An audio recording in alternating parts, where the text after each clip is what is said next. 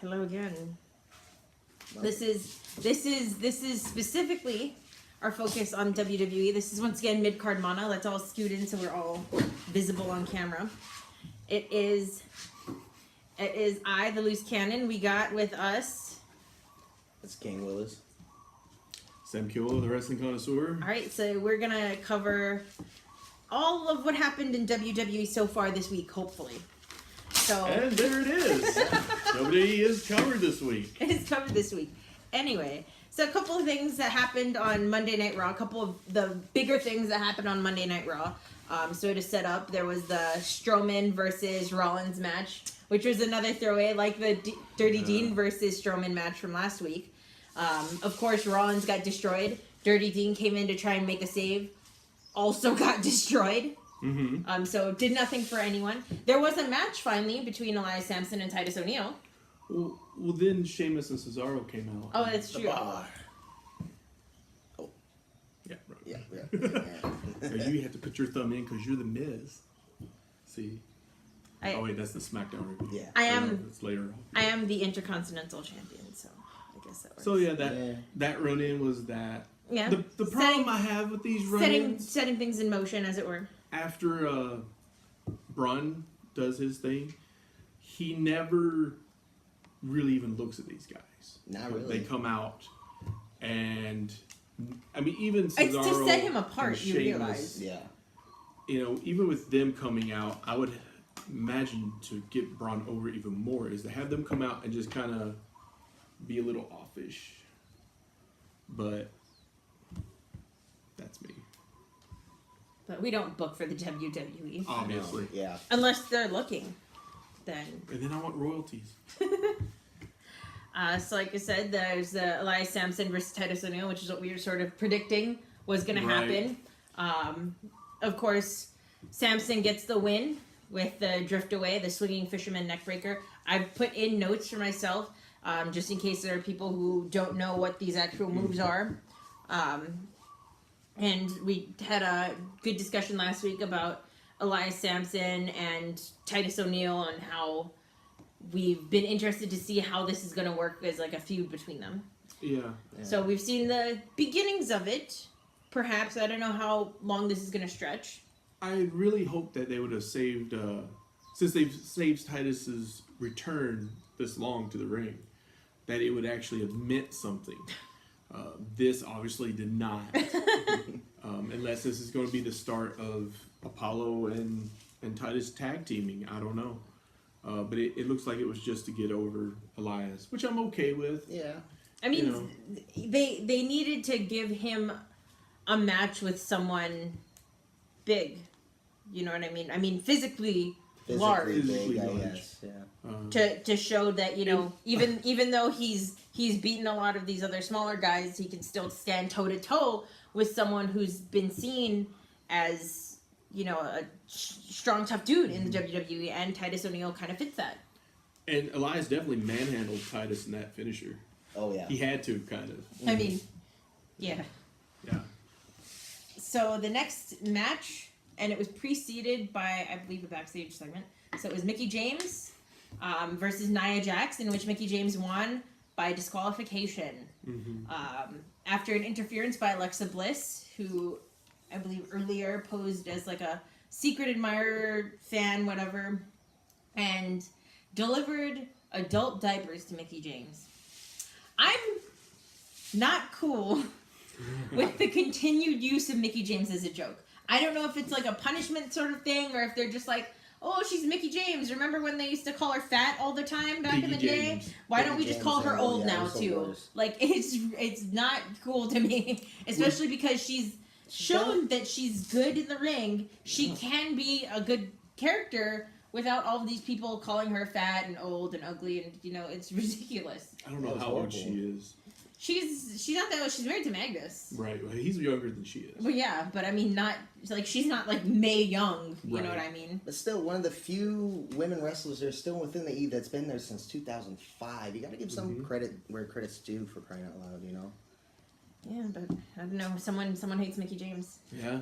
Somebody on the writing team. Michelle McCool. The next match they had after that was the Club, the Good Brothers, Too Sweet Me. Too Sweet Me? Too sweet, too sweet. Yeah, what are you going to do? Cease and desist me. Oh. Which was, of course, Carl Anderson and Luke Gallows defeated Matt Hardy and Jason Jordan after a Magic Killer, which is a 8-hit snap swinging neckbreaker to Matt Hardy. Was glad to see them get a win finally. I was too. I'm selfishly sad because, of course, Matt Hardy's still kind of riding on the nostalgia thing. Unfortunately for him, Jeff Hardy's out on injury. He just had surgery. So they're sort of trying to cobble together other opportunities for him while they're waiting for Jeff to recover, which I think is unfair to Matt. Yeah. And I think it's also unfair to Jason Jordan because just putting them together as a tag team just for what? For this match didn't do either of them any favors. No. Unless they have some long-term plan for this, which they probably don't. But, I doubt it. You know, you could turn Jason Jordan heel against the Hardys, I guess. Get a couple matches out of it. Wouldn't hurt the Hardys any to lose to Jordan. But it would hurt Jason Jordan to lose to the Hardys. Oh, yeah. It would. And who do you think they're going to have win? Jason Jordan. Right? Okay. All right. So the next match after that was Roman Reigns versus The Miz. And that ended in a win for Roman Reigns. But it was a win by disqualification. And again, you know, we have Sheamus and Cesaro coming in, Roman Reigns, the bar, pulling off Shield moves. So at the end of that match, Sheamus, Cesaro, and The Miz triple powerbombed Roman Reigns, doing the signature Shield thing. All the way down to the So Shield. there were a lot of references, of course, to the Shield. Which we'll talk a little bit more about when we get towards the end of the show in a little bit. I had an issue with that, with them choosing the bar to do this instead of Miz-Taraj. Yeah, I actually oppose that. I actually agree with the bar being in with. I mean, like, they definitely fit. Oh yeah, because that makes it like a Like the revival. that makes it a legitimate threat to the Shield. I know. Not putting anything down on Bo, because I still believe in Bo. You know. You know, I love Curtis Axel. I really was hoping they were gonna get some sort of decent push out of this. But they're not going to be taken seriously until they start using them in that capacity. Yeah. And it was a missed opportunity because Sheamus and Cesaro. I guess you could always have it. Sheamus and Cesaro is the main competition right now for Dirty Dean and Seth Rollins. They had a great match. Mm-hmm. Cesaro. Yeah, the Thwith Cyborg. He had his mouthpiece in. Oh yeah, he was Pete Dunne in it, definitely. So it's a little unfortunate, but I mean they were gonna do what they're gonna do. It should be interesting to see if they have any reaction from Curtis Axel and Bo Dallas. Oh, I'd love it. Next week. I would love it. Sort of a jealousy sort of thing. They should. Have to sit on the sidelines. They totally should. It would be great. I wouldn't kill them off completely, though, but that's what I fear would happen. Yeah, I don't know. I don't know what they would do with that. And then the next thing that happened was Finn Balor started cutting a promo, talking about his experience with Bray Wyatt. Bray Wyatt interrupts. Of course. And teased a possible appearance from the long-awaited character, Sister Abigail. Yeah, pulled the ring and everything off. Yeah, it was crazy. So there's lots of theories going around as to who Sister Abigail could be. Some people have put in their bid as Paige, because she has been seen training lately. I don't believe it would be Paige. I have another theory about Paige that we'll talk about later. But another report points towards a competitor that was recently in the Mae Young Classic, Sage Beckett, who did post a rather cryptic message on Twitter. It was like it's all lies, baby, or something. They're all lies. They're all lies, darling. # Raw. But the rumor going around is that Bray is actually just going to be Sister Abigail himself in the match. Kind of like how Finn Balor has the demon persona. Yeah. We'll see. It's either way. This has been a very interesting saga towards Sister Abigail finally, which they've been talking about from the start. And I think this would just scratch the surface. Good, and it's a good way to revitalize the Balor Wyatt feud too. Yeah. Yeah, definitely. Bray really needs a push off of this. We've talked about this Yeah. too, where he's the upper mid card jobber, where he'll get a lot of the big matches, but he's often used as He gets enhancement the guy talent over to get the- the other person over, Yeah. to get that person that's in the upper mid card to the upper card. Yeah. And I mean that's great. There's a lot of value in that, and especially Oh, I because wouldn't say- they let him they have him do it so often, so they realize that he's a good competitor to have, or a good character to have someone play off of. But it's just unfortunate that now for a long time he's been locked in that sort of role I wouldn't say without getting like, any sort of advantage. Balor or any of himself. these guys Bray's feud with are mid card, really. I mean, they're all upper card But talent. this is at a point where they just didn't have anything for Balor. It reminds me And of he like was starting to slip down the card because they couldn't find a place for him in the main event. So he was starting to have matches with Elias. Jason Jordan and Elias Sampson and people who you wouldn't put in that same sort of level, just because there weren't any other competitors for him. And then they had this feud with Wyatt to push him back up again. But because Bray Wyatt spends so much time pushing other people up, He jobs he just way sort too of much. he just sort of is always in this space where he's impending or imposing as a character, but you're never really afraid of him winning a match because it happens so rarely. Yeah. And the thing is, they have to really keep him strong on Raw, which Yeah. they don't. You know, They really did. kinda, They did a lot better on SmackDown. you know, oddly. make the other guy look better, and then they have the match and Bray jobs, and it's like, well, how is it relevant at all? Yeah. You know, his character, his position, or anything.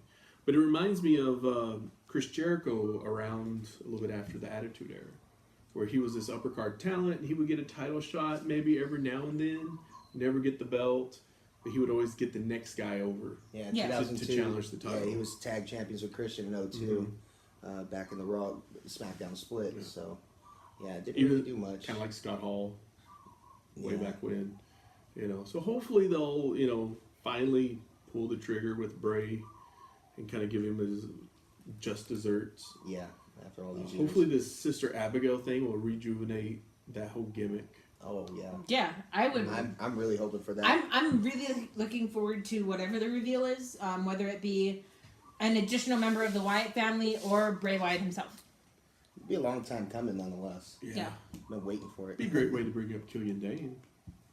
Big Damo. Don't you ever forget Big Damo. Killian Dane is the worst freaking name ever. It He was. sounds like a beer. I know. When I first heard that name, I was just like, Killian Dane, I'm kind of thirsty. Pop me 2 of those open. So the next match and the last match specifically of the night was Sasha Banks and Bayley versus Emma and Alicia Fox. So Emma walked out of the match, left Alicia Fox to take a Bayley to belly, which I don't think I need to explain to anyone, but if I do, it's a belly to belly suplex for the win.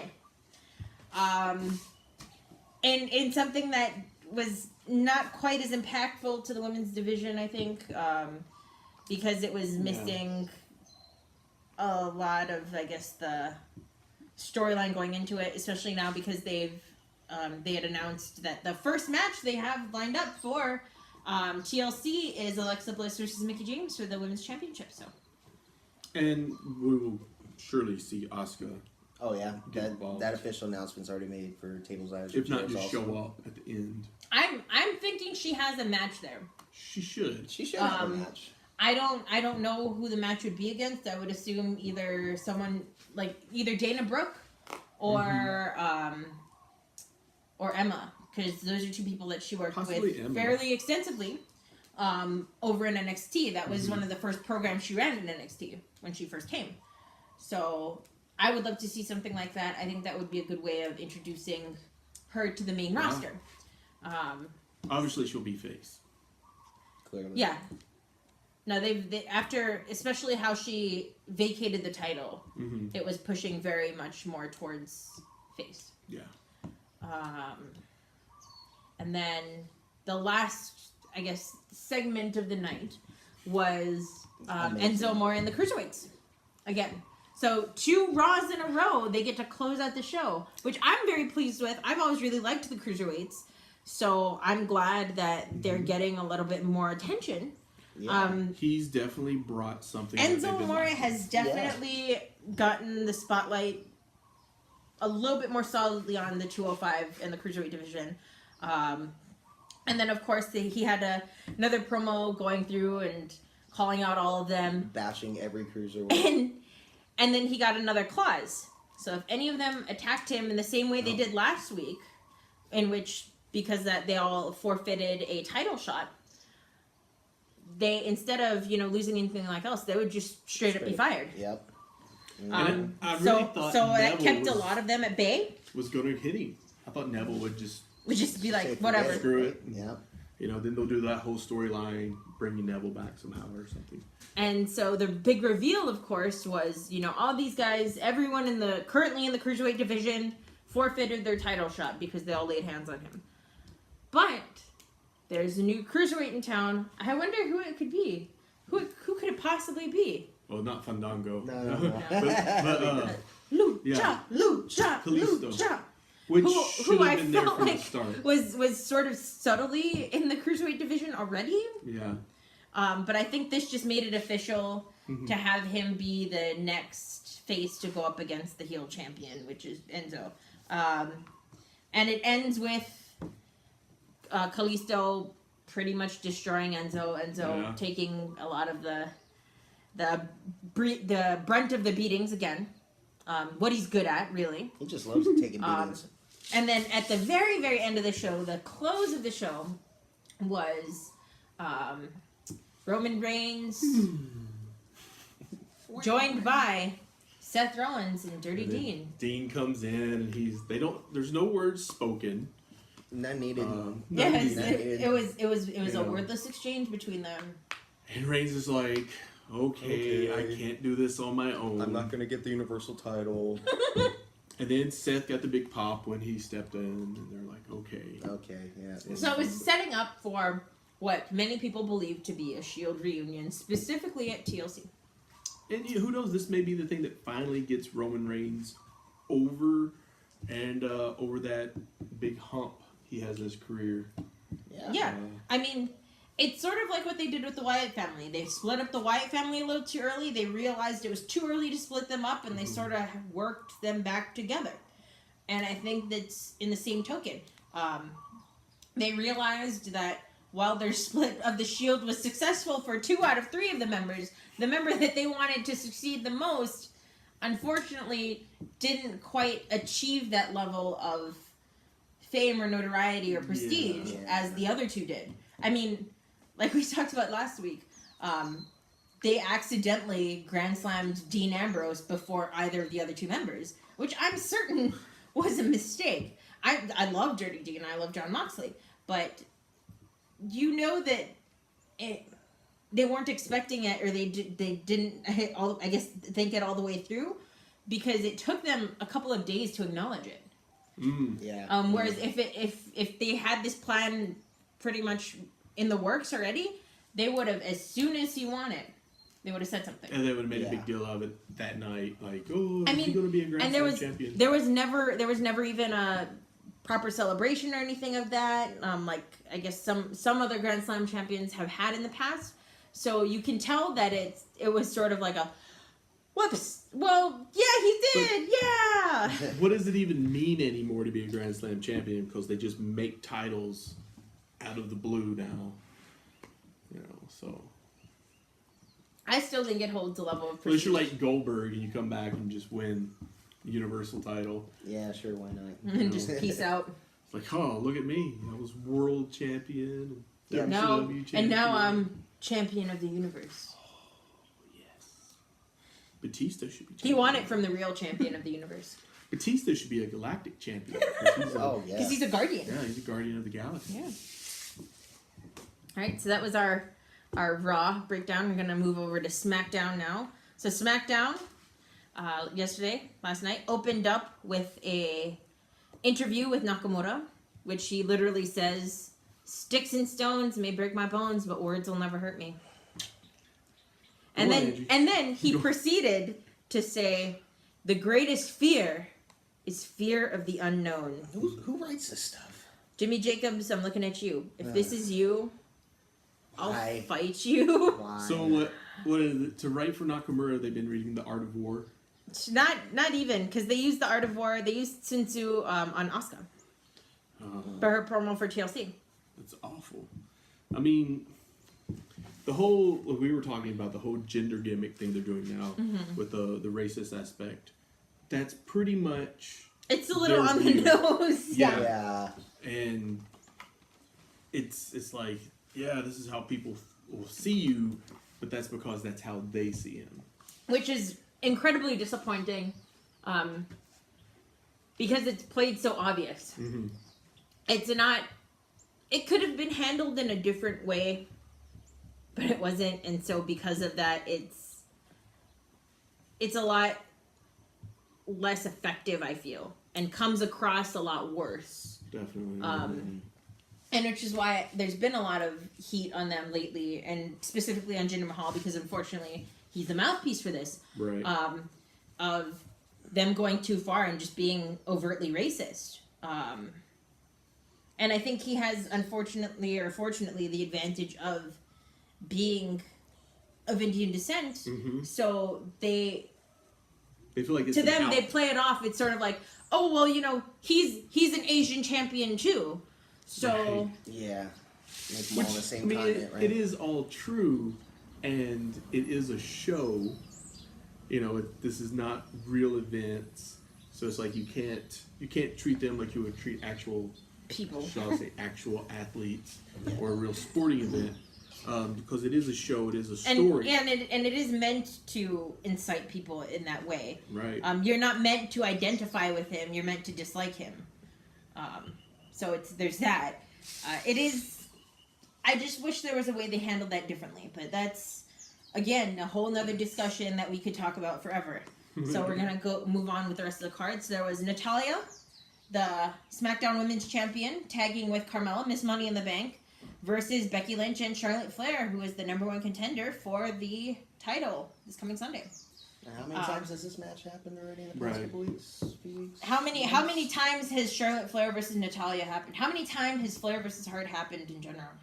Had my cup of tea ready at all times, Yeah, that's one of the biggest problems, I think, of splitting the women's division up on Raw and SmackDown, is that There's only so many combinations after a certain point Yeah. that you can run. And I mean, while you can change the dynamics of each character, having Natalya be the face during a run and then have Charlotte be the heel and swap vice titles on versa. people. No, it's different now. Because Yeah. Natalia's champion. So Yeah. we can run that Yeah. same match. Yeah. But anyway, it ended with Charlotte Flair, the #1 contender, tapping out to a sharpshooter.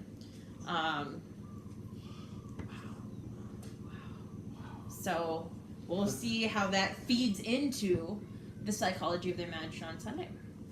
I feel like Natalya is just a holdover champion at this point. From what I've heard and from the predictions that I have myself, she has until Sunday. I know you're not going to be sad about that at all. I am pretty ambivalent towards both Charlotte Flair and Natalya. Yeah, Neither of them have ever really been my favorite. I respect that they can. I mean, both of them can have good matches with anyone Right. Yeah. because both of them are that level. But as far as actual character draw or charisma draw, to me, I've both of them have fallen very flat, unfortunately, to their predecessors. Oh, yeah. And I think because it's so much more evident because they keep calling it back to Ric Flair and Bret Hart, and where they're at right now, it's not the same, Yeah, and it can't even touch it. do that for them, but Lord forbid they do that to Tamina. Right. Well, that's I would because of a actually couple like to see different things, them- but I do love Tamina Snuka. God bless. Seeing them strap Tamina and go in a different route with the whole women's division, but they do keep bringing it straight back to this. Yeah. I mean, and Natalie hasn't had the title for a long time. For quite some time, for like 6 or 7 years, I think. Yeah. So I mean, I was happy for her in that, you know, I felt like it was good because she's been sort of the women's division for so long, and she's the one that has the most experience out of all of them. So I was really glad that she got her opportunity to shine and have that moment. Yeah. I think it's a little unfortunate that they're just resorting back to the same thing rather than having her work a program with Tamina. Yeah. Or with Carmella specifically, or have her It- move over and work one with Nia Jax or something It like really that. looked like they were going to give Tamina a push. I was hoping. Yeah, for a little bit And with Lana. for and whatever everything. reason, like, well, of course, after this whole Ric Flair, I mean, I understand why really they. kind of push Charlotte. Yeah. I don't know if it's because they're kind of like, oh, let's try to ride this. I think news it's. out. I think it's partially because of that, but partially because Ric Flair's been such a huge part of that company and promotion for ever, or for at least, you know, for all intents and purposes, forever. Yeah. Yeah. For us. Yeah. And For most. it of was us. it was a moment where a lot of people thought he wasn't going to make it. Yeah. And I mean, he ain't dead yet, motherfuckers, but you know, I think a lot of it was also because, you know, you can't strap Flair right now, but you can strap his Right. daughter and use this as a really good face push You for her. could totally strap Flair right now. Oh yeah. I mean, Eric Young was a women's champion. Yeah, knockouts tag team champion with So is ODB. Santino, I guess. Santino, yeah. Oh, Miss WrestleMania. Let's not Right. forget that. We could have Santino versus Eric Young for the women's title. Holy crap. Book it. Or the reincarnated Divas title. Well, let's Or, bring I mean, that belt back. Why not? If Bray Wyatt's sister Abigail Oh my god. Anyway, might be the only title he gets. moving forward. He's won a tag belt and he's won the World Heavyweight title. You don't have to tell me. Oh yeah. Yeah, we were happy when that happened. But Yes. so the next match that happened after, when he came back from the break, as it were, was Bobby Roode versus Mike Canales. Yeah. Mike is still in the Miracle company. Mike Bennett. Yeah, he's still wrestling in the company. Isn't that He's great? wrestling under his wife's name because that's what they think of him. Well, I think it was a great It was. gimmick, I mean, it had a lot of potential, and then but now Maria what are you gonna Canales do with it? got pregnant, and she was a lot of the charisma in that. Yeah. So She- now she he's sort of floating on his own. She was the voice of the two, unfortunately. And yeah. the biggest problem with it is that they don't know what to do with somebody in that situation. Like you couldn't just pull Kurt Hawkins over and tag Bennett and Hawkins together for a while. They should give them something. I mean, Um, even if it was just having them on every week just to lose to a different tag team, just to get them out there Mhm. and use them. Use them. Yeah. Use your talent You know? well. But that ended with a glorious DDT to Mike Canales, and then Dolph Ziggler came out. Mhm. And Yeah. one great thing that stuck And with play me the drum. is Dolph Ziggler called Bobby Roode kid. Kid. Bobby yeah. Roode's 40 years old. Kid. How Dolph was that? Ziggler is 37. So, Get with it, kid. and then he sort of implied, you know, you snuck your way into the WWE, you weaseled your way in after how many years, and which I mean I thought was a great way of getting heat on Ziggler, Mhm. and further pushing Bobby Roode as a face, It's which so is an weird. interesting role for Bobby Roode considering he was such a good heel in NXT. Yeah. But I mean, of course, because he I was mean, so over. He's been a great face in TNA before. yeah. I'm not Oh, knocking. yeah. I'm not knocking his ability to be a Your Money face. Incorporated. It's was a just- great tag team. I just liked It's just how such a his weird gimmick right now, situation. yeah, Right. it lends itself so perfectly to being a heel, and he works it so well as a heel Mhm. that to have him turn around and keep the gimmick but be a face. It would be like having Ted DiBiase be a face back when he was $1 Million Man. It just He wasn't a face. no, it was not. Wait, who's Ted Contrary- DiBiase? Contrary Where to am what I? Vince McMahon may make you think. He was not a face. Yeah, That was a little inside joke that we he have. did such a great job as a heel in NXT. he was super over, and the fans really like him. So it does make sense bringing him in as a face, but it's just strange. It's interesting. We'll see what happens after this. Voices. So the next Voices in thing my head. that happened was the Usos reading the New Day their rights. So it's like and I actually liked what the New Day did in response. It's like, so you're talking about our rights, so we're gonna talk about lefts. So the audience is gonna be left in awe after our match. And I mean, honestly, they've had a really good rivalry feud between They've had them. a wonderful feud. Their matches have been some of the standout matches for any SmackDown pay-per-view and even SummerSlam. You know, they've done really good work with each other, and I think it's unfortunate that this is their final showdown. Yeah. But what a great opportunity! They're one of 2 Hell in a Cell matches. The only titles that are going to be at Hell in a Cell that are going to be defended in Hell in a Cell.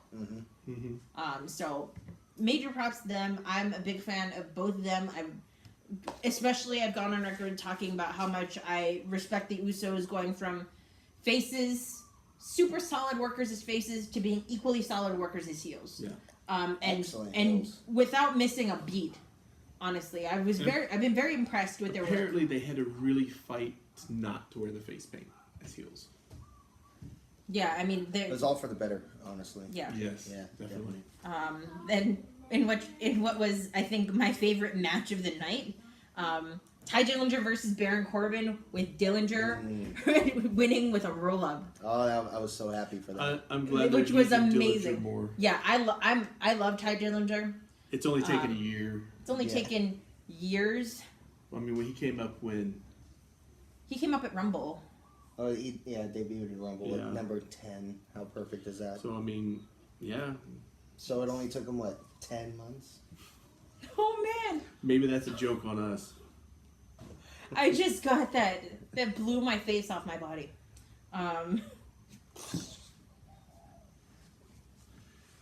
Yep. So that was a good one. That one lent a lot more steam to the Baron Corbin AJ Styles rivalry, because right afterwards AJ Styles basically just made fun of him, like kind of promo teasing him, and being like, you wasted another opportunity, man. You're wasting opportunities left and right. You're squandering all your chances, and you're gonna lose on Sunday. And I was like, yes, please let this happen. I really feel like they're gonna just run Baron Corbin out of the company right now. I mean, after his tweets to Meltzer, that really sort of... Oh, you don't cross Meltzer, man. That really let him on a path that just led him to be buried. He's an epic burial from Cena. Yeah. At SummerSlam was super burial. Oh. Him losing the Money in the Bank. So when we went to the show on Oahu, Oh, it was so great. it was him and Dolph Ziggler versus the New Day. For the SmackDown He tag runs into the audience and grabs someone's commemorative Money in the Bank briefcase and pretends to cash it in, and fails, right? Yeah, of course. Oh my god! And fails to do so because the pin that he makes afterwards, they break up. And then Kofi Kingston turns to our part of the audience and goes, He lost it 2 times. Yeah, and then everybody started. And then he started chanting two-time loser, 2-time loser. It was great. It was so good, but I mean, it's been a downslide, and it's been a pretty fast one. Yeah. Because he's still in the title picture, I guess, U.S. title. But compared to the hopes that they probably had for him winning the Money in the Bank, it looked like they were going to push him super hard. I thought he was going to be champ before the end of the year. Yeah. Honestly, and now it's really not looking that way.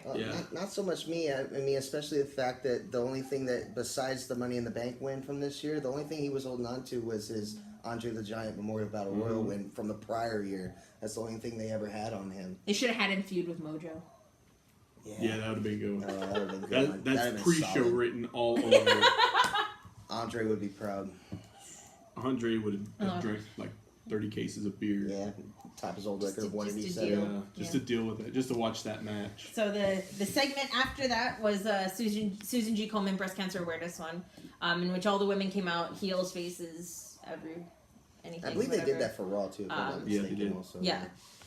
And they had the Dana Warrior, Ultimate Warrior Widow come out and she threw ups and everything. I thought that was kind of cool. Yeah. I was a big Like, fan of that. Did you see that where she made a comment on Facebook or Twitter about Dolph coming out in the Warrior get up?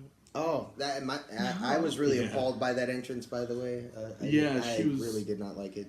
They had her make a comment about it. Like you could tell it totally wasn't like real. Oh, it was just They had like setup. a trade back. It was and a forth. tonal sort of But thing. it felt so, bad taste Yeah, all around. a little too soon. I Well, think. you know, it's the WWE. I mean, I was fine with Bad him taste coming all over out the as the place. Warrior. I was actually fine with that, but just having his wife tweet about it just felt bad taste. Yeah. More so Yeah. than No, because it made something that wasn't as that big of a deal a big deal, yeah. and it drew negative tried attention. Yeah, and it drew negative attention to it in an ultimately ineffective way. Yeah. Anyway, so the next match was Randy Orton versus Aiden English. Aiden English fighting Randy Orton to defend the honor of Rusev after Rusev Day was ruined. And of course, Randy Orton just RKO's him out of nowhere. But one thing that I wanted to point out, and I do have in my notes, I was impressed that Aiden English actually got one decent hit in. He got a pretty good drop kick, Oh, it was a solid. and job I was very surprised actually. I was like, oh wow, he did something. He wasn't a total squash. He actually landed a hit. I mean, it was still squash. And I hate that. I really do. I feel like at Orton's point in his career right now, he should be really getting guys over. Oh yeah. But he's Randy Orton. He should be, putting English over. English should just dominate him in like a 2-3 minute match, then hit the RKO for the pin. Something to that effect instead of just completely burying the guy. And talk about out of nowhere that RKO came out too. I mean, Whoa. Oh, somebody didn't silence their phone. It's an alarm. I don't even know what that alarm was for. It's 4:58. What am I doing at I don't 4:58? know. Anyway, so the next thing that happened was the confrontation between KO, Kevin Owens, and Shane McMahon, where Shane comes out and is pretty much being like, oh, it's like I said, Kevin Owens is a coward. KO comes from the audience, pretty much goads him into chasing after him, so they brawl in the concourse of the arena. nice little concession stand brawl.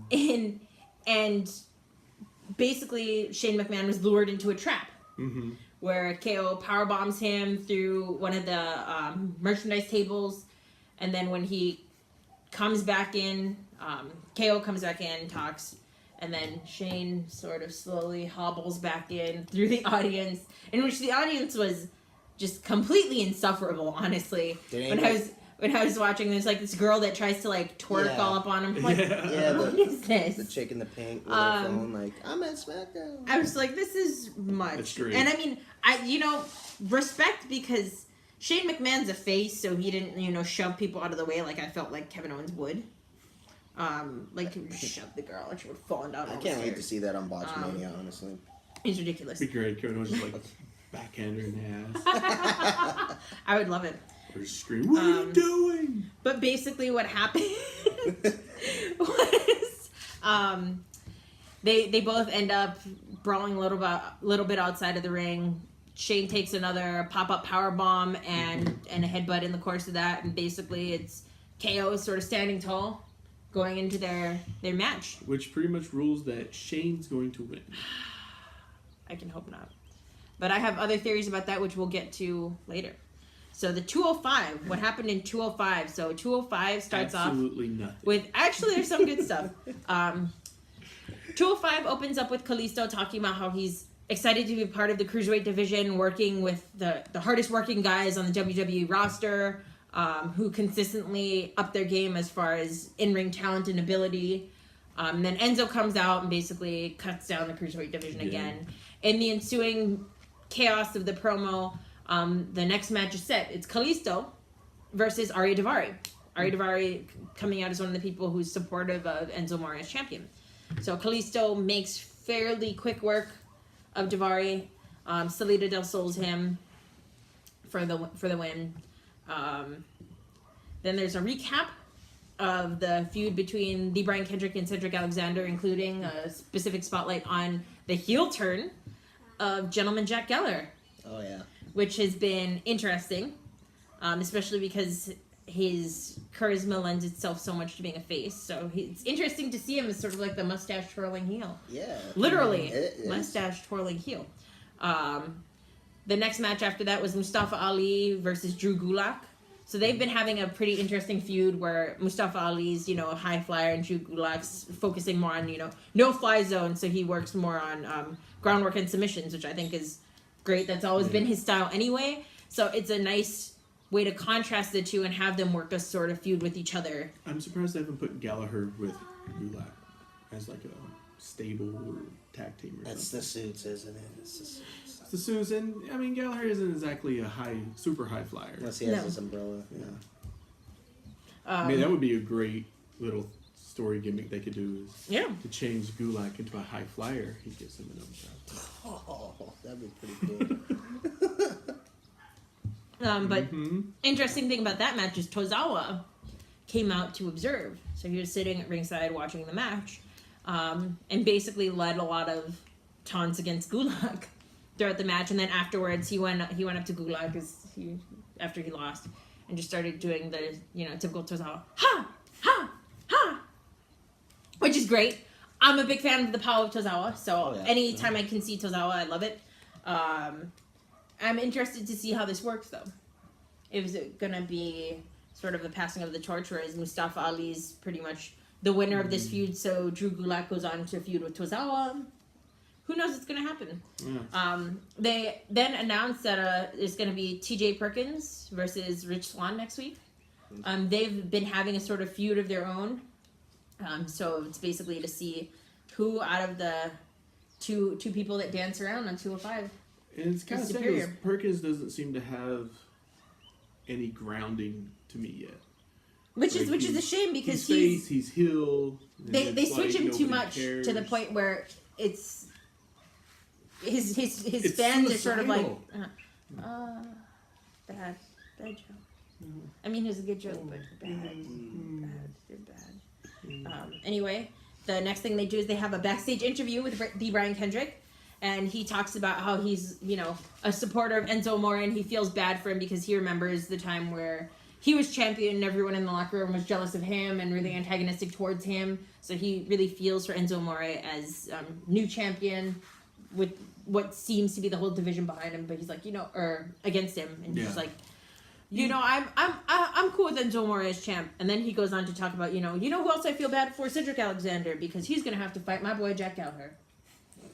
And he's like, I feel bad for him, but I'm actually really excited because Cedric Alexander represents to him what is this new generation of wrestlers or cruiserweights that are soft. They're not as hard hitting or as athletically diverse as Soft.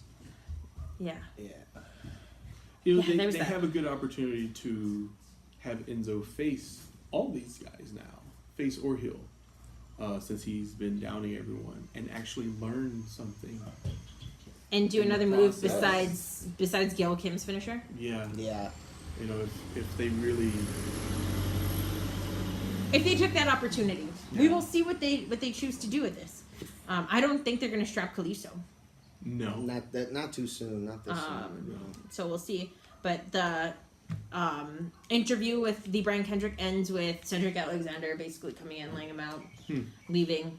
And then their match, or not their match, but Jack Gallagher and Cedric Alexander's match, in which Jack Gallagher gets the win, but by DQ. Because when he goes to attack Cedric Alexander with his umbrella, with William III, I think it is, right? Yeah. Alexander blocks the attack and then instead uses the umbrella to attack Jack Gallagher. Post-match, he basically loses it, throws him into the timekeeper area, throws him through an announce table off that, and then pretty much as Jack Gallagher and the Brian Kendrick are escaping as it were, as Alexander takes the ring and is like, "You want some more of this? I got some more of this. I'll fight you." I like Cedric Alexander a lot. I think he has loads of charisma no matter what Enzo Amore says. Definitely. But it's going to be interesting to see how this feud specifically plays out. Because they were both so beloved as faces, Jack Gallagher and Cedric Alexander. So now to see Gallagher turn heel, and especially because they still have the same music for him for now. Yeah, for now. We'll see how his character evolves. And then quickly going through the NXT, I'm gonna try to do this super quick. So it was a tag match: Nikki Cross and Ruby Riot versus Billie Kay and Peyton Royce. So the match started off with Ruby Riot sort of defending for herself because Nikki Cross is nowhere to be found. About mid-match, Nikki Cross comes in, tags in, basically cleans out a whole bunch, almost gets pinned, then tags Ruby Riot back in. She gets the kick. They win. So this sort of leading ever closer towards who's going to be the other contenders for the NXT, the vacant NXT Women's Championship. Because we have one competitor that's confirmed for the next pay-per-view, and that's Kairi Sane. And now we're just trying to figure out who is going to be the other three. So in the weeks to come, we're going to probably see a little bit more of who the other contenders are. There was Leo Rush's first match in NXT versus Aleister Black. Not bad. I'm not a huge Black fan. But he's that match never got underway because the Velveteen Dream, who you guys might remember from the last season of Tough Enough, who I remembered, I liked him a lot. His name was Patrick Clark. Yes. Yeah. He is the Velveteen Dream, so this is him sort of starting to take a little bit more of a role in NXT. I've always thought he was really good. I liked the gimmicks he had before. I think this, Jimi Hendrix Prince ripoff gimmick has worked fairly well for him. It'll grow. I mean, the fact that it's already fairly solid as is, like it's not. Because the other stuff he was trying before just didn't work, but this is something that seems The to name be picking up steam. needs some work. Is but interesting. The gimmick works, I think. Yeah, like Goldust. Yeah. Yeah. Kairi Sane was in action for the first time on NXT this week against Aaliyah. She, of course, won via her spectacular elbow drop. Best damn elbow drop in the business. Seriously. They weren't going to let her use it because of Bailey, and then they saw her use it and they realized that was stupid, Yeah. and they needed to let her use it because she's got a beautiful, devastating, just wonderful elbow drop. Amazing. I mean, like Chris Hero feels like elbow, she just lives elbow. She's just excellent, really. And then there was the big title match, so it was Drew McIntyre versus Roderick Strong for the NXT Championship Go belt. back and watch that one. And it ended.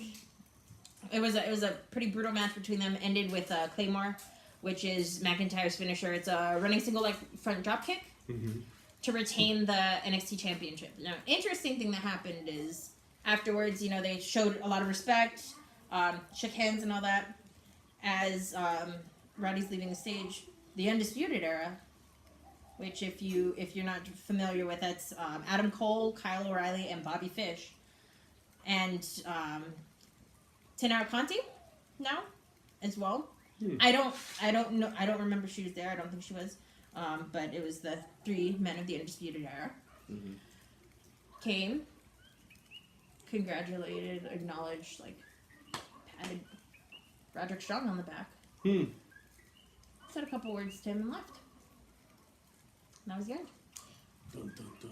So possible tease of Roderick Nice Strong, heel turn. which is someone that I can't remember. I was talking to someone. They were just like, Roderick Strong comes in, the Undisputed Era.